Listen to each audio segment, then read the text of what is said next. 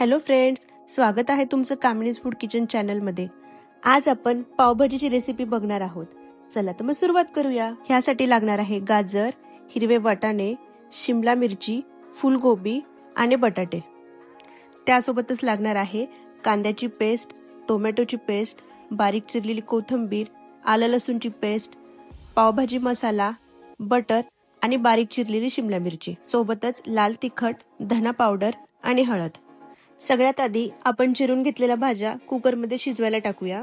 भाज्या शिजवत असताना त्यामध्ये थोडं बटर आणि पावभाजी मसाला टाकून घ्यायचा। भाज्या शिजत असताना पावभाजी मसाला आणि बटरचा पूर्ण फ्लेवर त्यात उतरतो। आता 1.5 वाटी पाणी टाकून कुकरचं झाकण बंद करून 2 ते 3 शिट्ट्या होऊ द्यायच्या। भाज्या शिजेपर्यंत आपण एकीकडे फोडणीची तयारी करून घेऊया।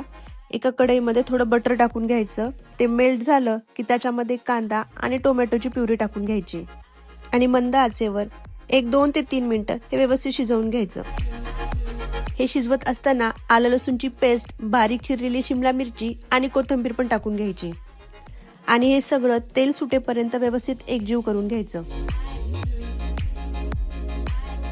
मसाले ऍड करून घेऊया आता आपण। 1 चमचा हळद, धना पावडर आणि लाल तिखट टाकून घेते। सोबतच यात अजून 2 चमचे पावभाजी मसाला टाकून घ्यायचा। सगळे मसाले फोडणीमध्ये व्यवस्थित तेल सुटेपर्यंत परतवून घ्यायचे। तेल सुटलं की मसाल्यामध्ये थोडं थोडं पाणी टाकून व्यवस्थित शिजवून घ्यायचं। चवीप्रमाणे मीठ टाकून हे मिक्स करून घ्यायचं। मसाला व्यवस्थित शिजला की पावभाजीला अजून जास्त चव येते।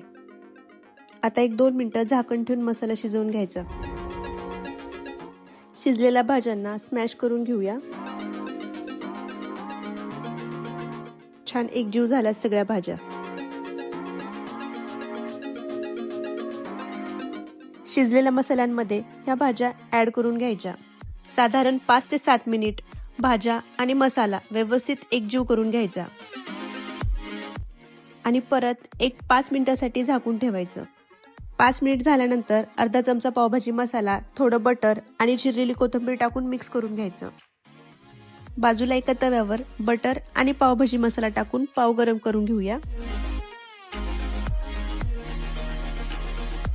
अशा प्रकारे पाव मध्यभागी कट करून दोन्ही साइडने व्यवस्थित भाजून घ्यायचे।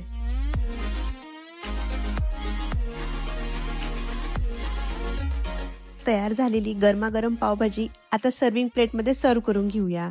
माझी रेसिपी तुम्हाला कशी वाटली ही नक्की कमेंट करून सांगा। रेसिपी आवडली असेल तर लाईक करा आणि चॅनलला सबस्क्राईब।